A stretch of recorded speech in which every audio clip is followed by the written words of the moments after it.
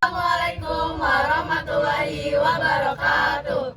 Kami dari kelompok 2 akan mempresentasikan hasil dari kerja kami, yaitu sebuah prototipe. Sebelumnya kami akan memperkenalkan nama kami terlebih dahulu. Dari saya Alfira Ismazara, absen 3. Saya Amelia Ramyani, absen 5. Saya Diah Ayu, absen 12. Saya Erin Ratnawati, absen 13. Saya Rifka Amalia, absen 31. Saya Fikra Fikria, absen 33. Saya Josi Abizar, absen 20. Saya Muhammad Andika, absen 24. Saya Dapat Fasio, absen 11.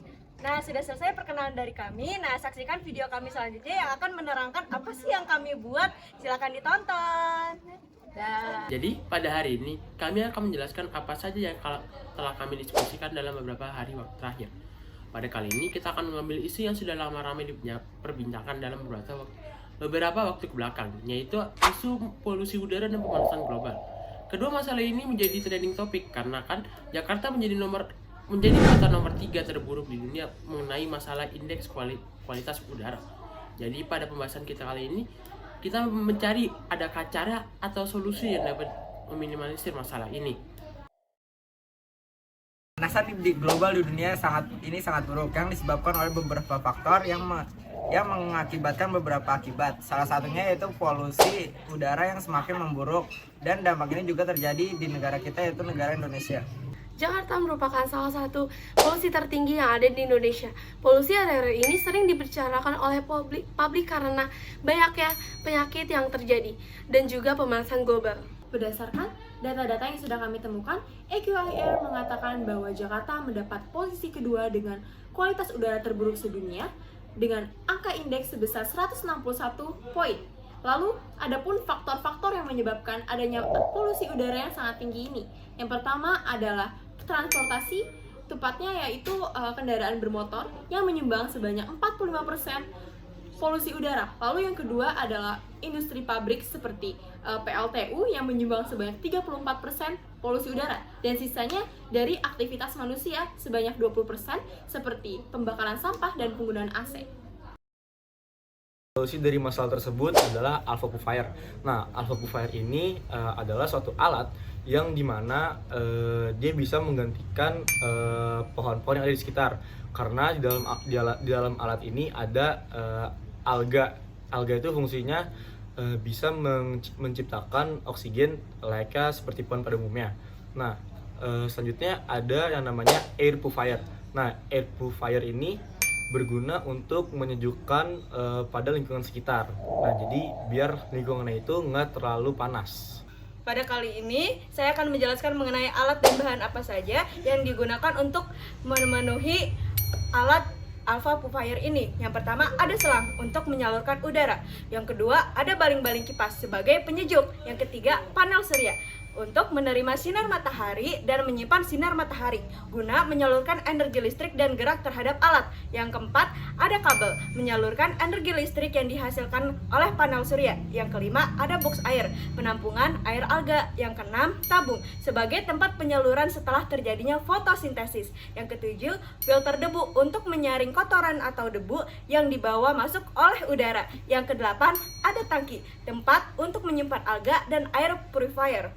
Lalu yang kesembilan, ada lampu untuk menerangi air alga atau untuk membantu proses fotosintesis. Yang kesepuluh, baterai penyimpanan energi yang berupa 48 volt merupakan litium. Baterai ini untuk menyimpan energi listrik dari hasil panel surya. Yang ke-11, ada tempat sampah debu. Tempat ini untuk menyimpan sampah atau hasil penyaringan filter debu. Yang ke-12, pintu masuknya debu CO2 sebagai celah atau tempat udara masuk CO2. Lalu yang ke-13, ada pintu keluarnya O2 sebagai celah atau tempatnya keluarnya hasil fotosintesis alga, yaitu berupa O2. Lalu yang ke-14, yaitu ada polikarbon. Polikarbon ini digunakan sebagai rak-rak penyimpanan alat-alat yang akan dirakit.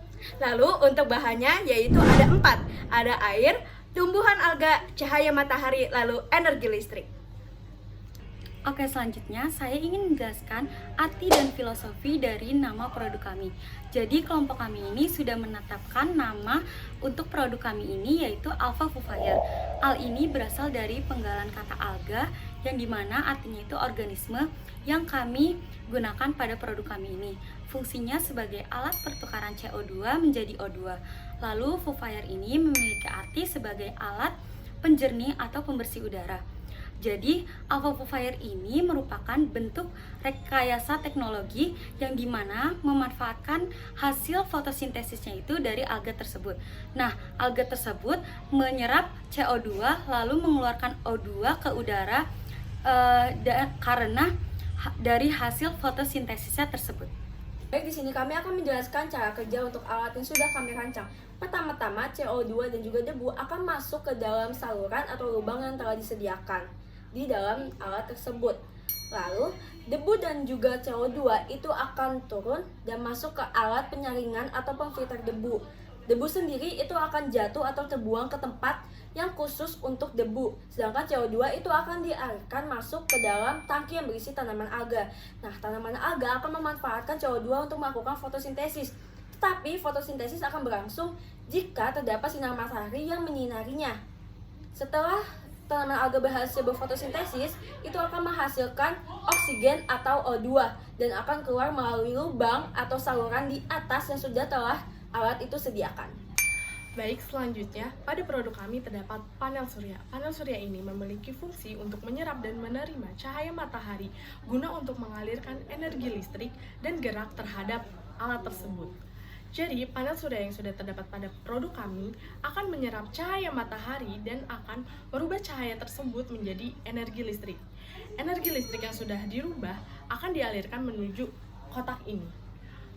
Di dalam kotak tersebut terdapat baterai litium yang dikhususkan untuk panel surya. Energi listrik memiliki dua fungsi. Yang pertama, energi listrik akan mengalirkan listrik menuju tangki alga, yang fungsinya untuk menjadi penerangan atau pencahayaan terhadap tangki alga tersebut. Fungsi yang kedua yaitu aliran listrik akan mengalir menuju purifier.